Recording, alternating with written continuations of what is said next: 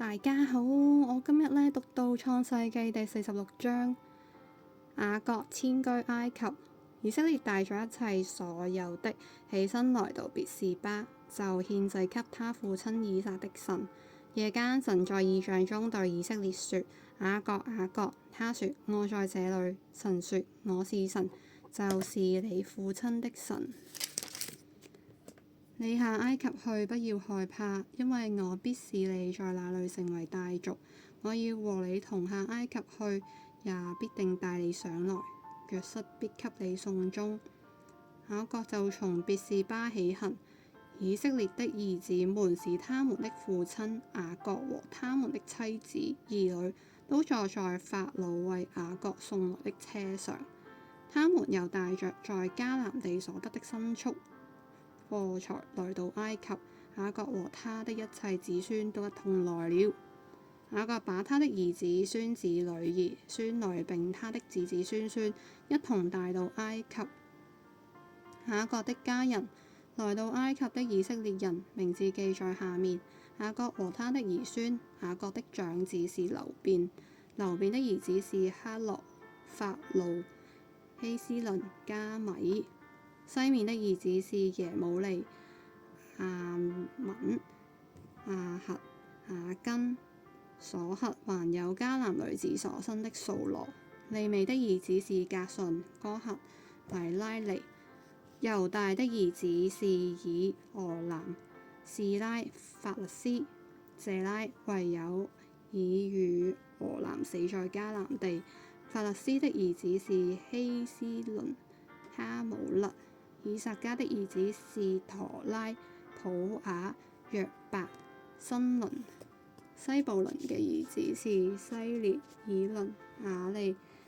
這是利亞在巴旦亞蘭給雅各所生的兒子，還有女兒底拿，兒孫共33人。迦得的兒子是洗非雲、哈基、舒利、以斯本、以利、亞羅底、亞列利。亞設的兒子是音拿、易斯亞、易斯慧、比利亞，還有他們的妹子西拉。比利亞的兒子是希別、瑪結。這是拉班給他女兒利亞的婢女。色柏從雅各所生的兒孫共有16人。雅各之妻拉結的兒子是約瑟和便雅憫。約瑟在埃及地生了瑪拿西和以法蓮，就是安城的祭司波提菲拉的女兒亞西納給約瑟生的。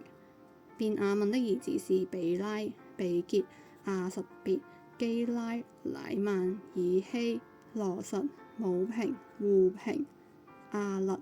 這是拉結給雅各所生的兒孫，共有14人。但的兒子是戶辛。拿弗他利的兒子是亞薛、孤利、耶色是蘭。這是拉班給他女兒拉結的婢女。毗拉從雅各所生的兒孫共有7人。那與雅各同到埃及的，除了他兒婦之外，凡從他所生的，共有66人。還有約瑟在埃及所生的2個兒子。雅各家來到埃及的共有70人。雅各打發猶大先去見約瑟，請派人引路往歌珊去。於是他們來到歌珊地。約瑟迎見父親。約瑟套車往歌珊去，迎接他父親以色列。及至見了面，就伏在父親的頸項上，哭了許久。以色列對約瑟說：我既得見你的面，知道你還在，就是死我也甘心。約瑟對他的弟兄和他父的全家說：我要上去告訴法老，對他說：我的弟兄和我父的全家從前在迦南地，現今都到我這裡來了。他們本是牧羊的人，以養牲畜為業。他們把羊群、牛群和一切所有的都帶來了。等法老召你們的時候，問你們說：你們以何事為業？你們要說：你的僕人從幼年直到如今，都以養牲畜為業，連我們的祖宗也都以此為業。